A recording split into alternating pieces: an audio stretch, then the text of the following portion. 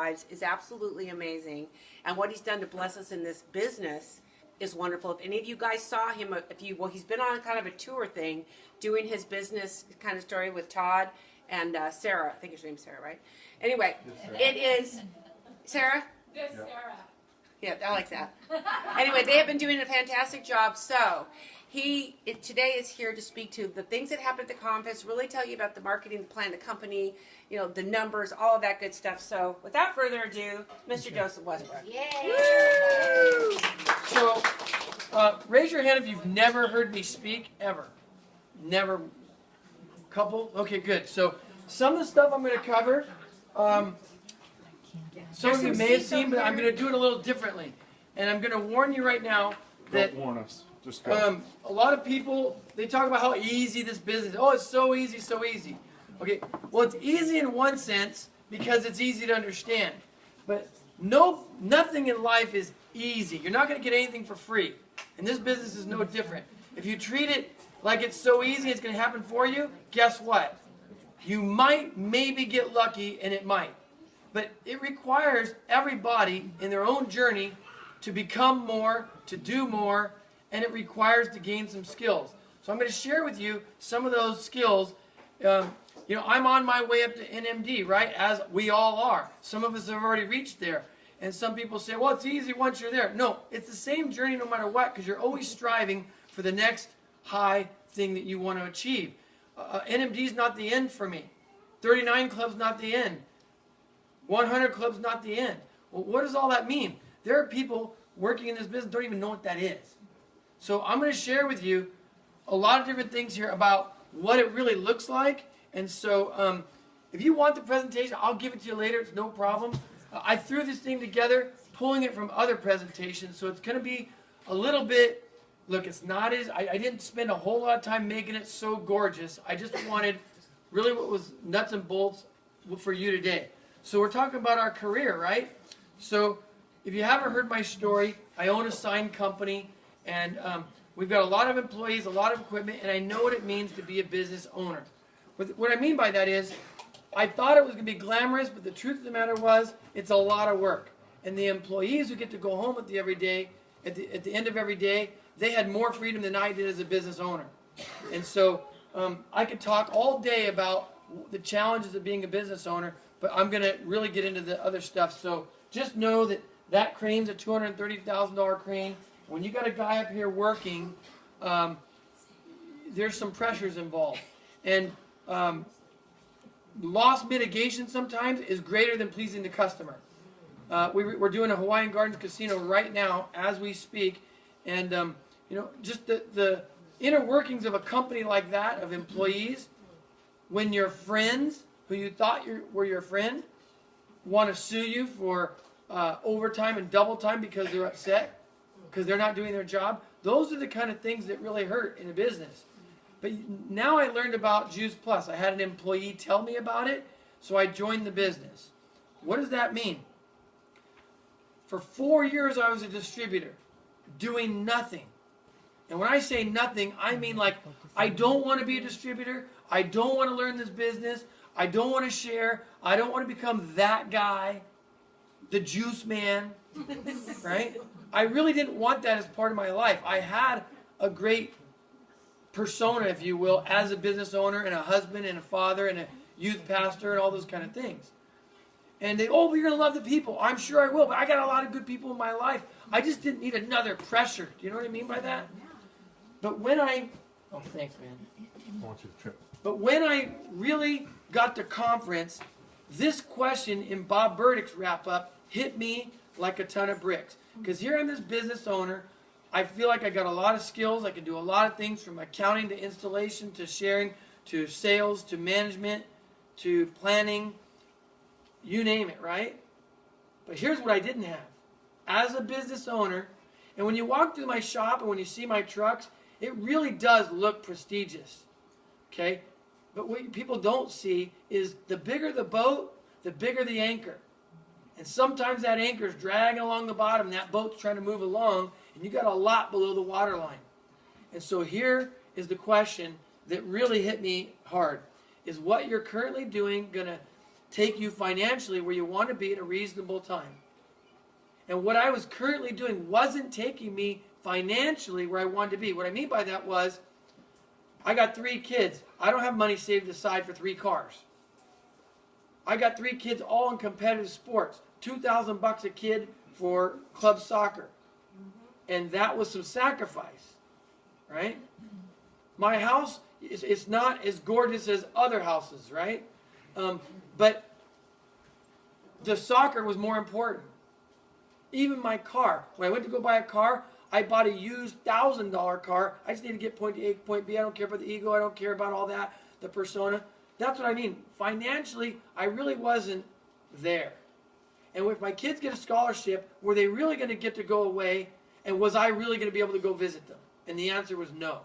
So when I saw that, even though I had this business and my wife was home, I could do what I wanted to do, I really financially didn't have it.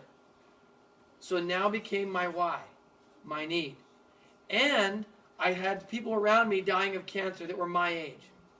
Those are 2 huge whys. My family, people I love, right? And me being fearful of, what if my wife died today? What happens to me? That really became a reality for me in the last couple of deaths of friends. What would I do? And what am I doing? So that question made me look at the business. Was my life changing financially now? And it wasn't going to change ever? And if not, did I have a plan B? So, okay, what is a plan B? And is Juice Plus that answer? Right? So, how will Juice Plus get me there?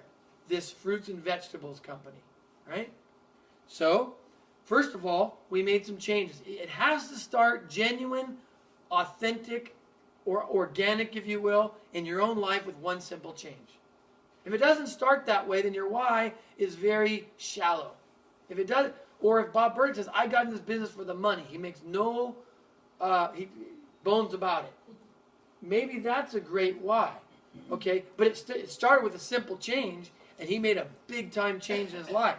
Well, it's about a mindset. I'm doing this. And if you know that song, I'm starting with the man in the mirror. Okay, I can't carry a tune, but the song resonates. You got to start with yourself. And that's what I did. Because we all have to change. Right? And I needed to become an improved me. And how do I do that? Well, I had to get over myself in sharing. I had to get over myself in, well, okay, are you going to learn new things? And, I don't expect everybody here that you believe the same things, but I read the Bible, and one of the scriptures out of Proverbs says, a wise man will hear and will increase learning, and a man of understanding shall attain unto wise... Oh, there's another word, counsels, missing. Okay, that's Proverbs. And then, give instruction to a wise man, and he will be yet wiser. Teach a just man, and he will increase in learning.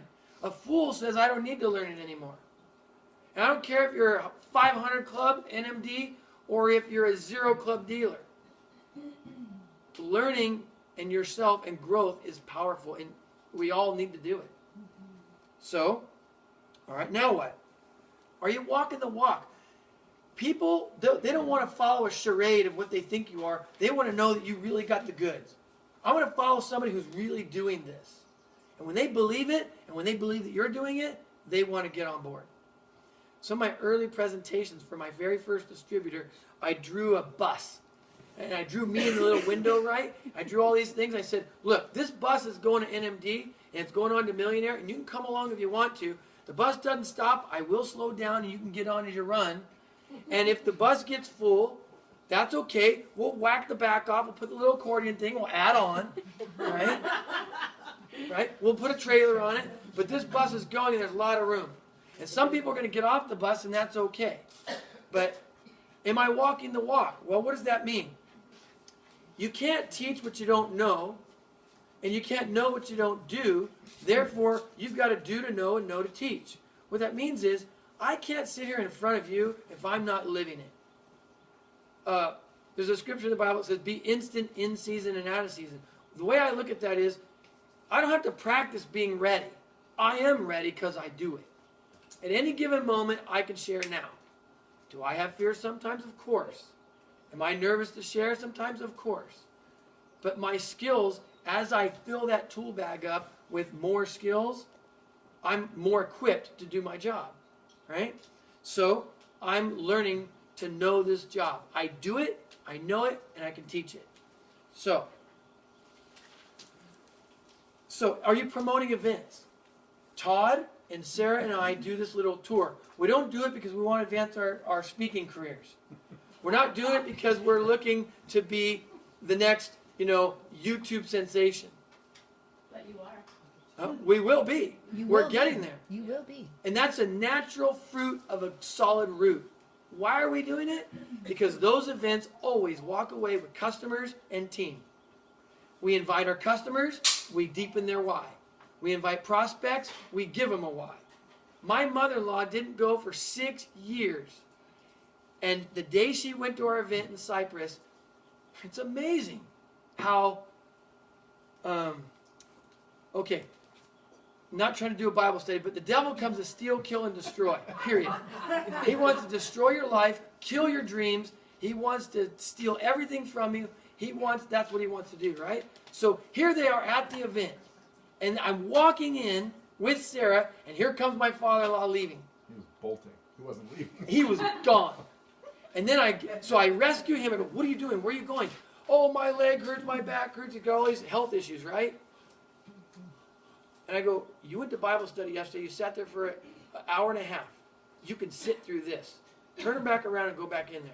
First time I ever really took an authoritative role with my father-in-law, and he just kind of went, okay. He said, 20 minutes, you can deal with it. You watch the first 20 minutes. If you want to leave, go ahead. Then as I get in there, there's mother-in-law. Right? And mother-in-law's packing up. We're leaving. She's blaming him. He's blaming her. Isn't that what happens in our everyday lives? The people we love, the people we care about, they got all these reasons and excuses why they can't make it. So I rescued her, and then somebody else had their stuff in the back chair, and God bless them, but I said, okay, I'm moving you over here. I'm sitting them right here. Please forgive me, but that's what, because, it worked out. They stayed the whole time. Afterwards, tears running down her face. And then she said to me, the next day, now here's follow-up. The next day I went to her house. She said the same thing the next day she did the night before, so I'll save time and combine. I go to the house, and I go to take Gary a shake.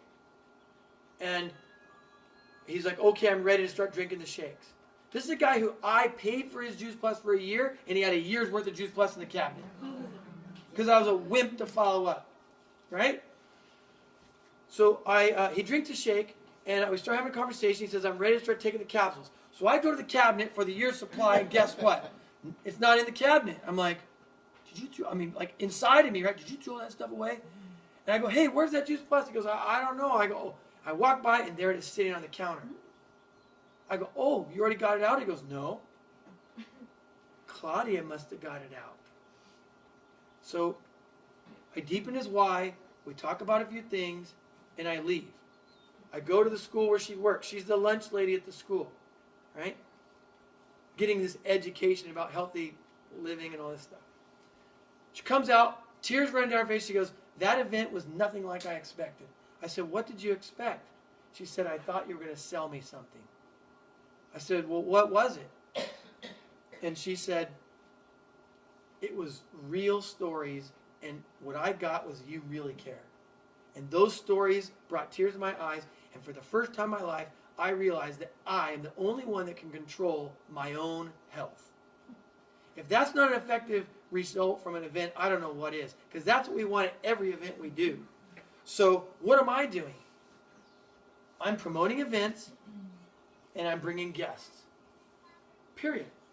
Promote events, bring guests. Whatever event it is. This event, regionals, HLPs, home living parties, Facebook events. It doesn't matter. But the biggest granddaddy of all events is conference. So I sat down with my personal assistant, who's now joined my team. I said, look, this is an event you can't miss. I know it's only 2 weeks away. I know we're going to pay more money for the ticket. I know we're going to blah, blah, blah, blah, blah, blah. Where you go? That's promoting events. Leading by example. Right? So she went, she brought her son. And her son might, if you went to conference and saw that little kid, the 12-year-old kid, Nicola, that's the power of what her son might do. Exceed that. He leaned over and goes, I can speak better than that. Taking nothing away from Nicola, but